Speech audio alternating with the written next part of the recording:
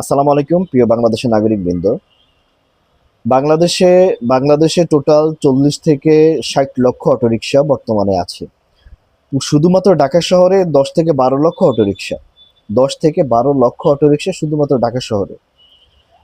যানজট বলেন, দুর্ভোগ বলেন, অ্যাক্সিডেন্ট বলেন, সকল কিছুর জন্য বর্তমানে দায়ী হলে গিয়ে অটোরিকশা। মানে এটার যে গতি, সে গতিতে এত ছোট জিনিসটাকে তো ব্রেক এবং কন্ট্রোল করার মতো তো ওই জিনিসগুলো তো দেওয়া হয় নাই। আর গণঅভ্যুত্থানের পরে ২৪শে গণঅভ্যুত্থান পরে বাংলাদেশে কি এমন জিনিস হলো যেখানে প্যাডেল রিক্সা গায়েব হয়ে গিয়ে ২ থেকে ৩ মাসের ভিতরে পুরা বাংলাদেশে ছড়িয়ে ছিটিয়ে পড়েছে এই অটোরিকশা। যে অটোরিকশাগুলোতে বিগত স্বৈরাচার নিজেই এটাকে নিষেধ করে দিয়েছিল যে বাংলাদেশে অটোরিকশা চলবে না।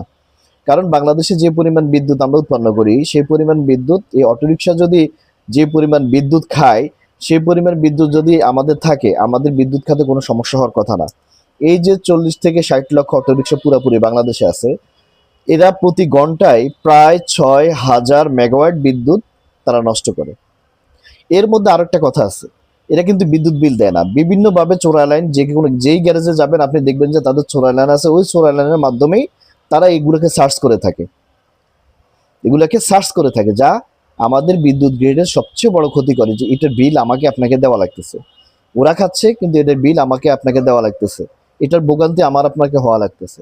এই অটোরিকশা বন্ধের জন্য সরকার কোনো সিদ্ধান্ত এখন পর্যন্ত নেয় নাই, নীতিগত কোনো সিদ্ধান্তে আসে নাই।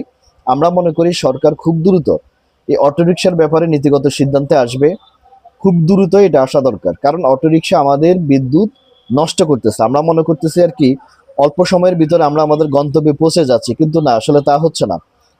এটার কারণে বরঞ্চ আরো শহর এবং গ্রামে সব জায়গায় অ্যাক্সিডেন্টের শিকার হচ্ছে মানুষ।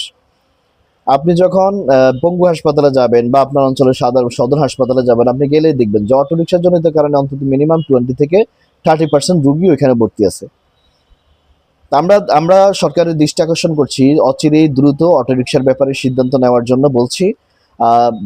এখন বাংলাদেশ লোডশেডিং এর দেশ হয়ে যাবে কিছুদিনের মধ্যেই। পুরো অলরেডি শুরু হয়ে গেছে কিছু কিছু প্রত্যন্ত গ্রামে। গ্রামের মধ্যেই বেশি হচ্ছে, শহরে একটু কম হচ্ছে লোডশেডিংটা, কিন্তু গ্রামে অনেক বেশি পরিমাণে লোডশেডিং শুরু হয়ে গেছে অলরেডি। সুতরাং আপনাকে যদি এই বিদ্যুৎ সাশ্রয় করা লাগে, বিদ্যুৎকে যদি আপনি সেভ করা লাগে, ওই ক্ষেত্রে আপনাকে অটোরিকশা বন্ধ করতে হবে। তো সরকারের দৃষ্টি আকর্ষণ করতেছি এই সমস্ত অবৈধ অটোরিকশা খুব দ্রুত যেন উৎখাতের ব্যবস্থা নেয়। কোনো অবৈধ জিনিস বাংলাদেশে যেন না থাকে, অবৈধ অটোরিকশা যেন না থাকে।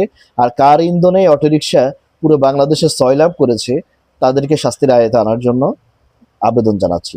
ধন্যবাদ সকলকে সাথে থাকার জন্য।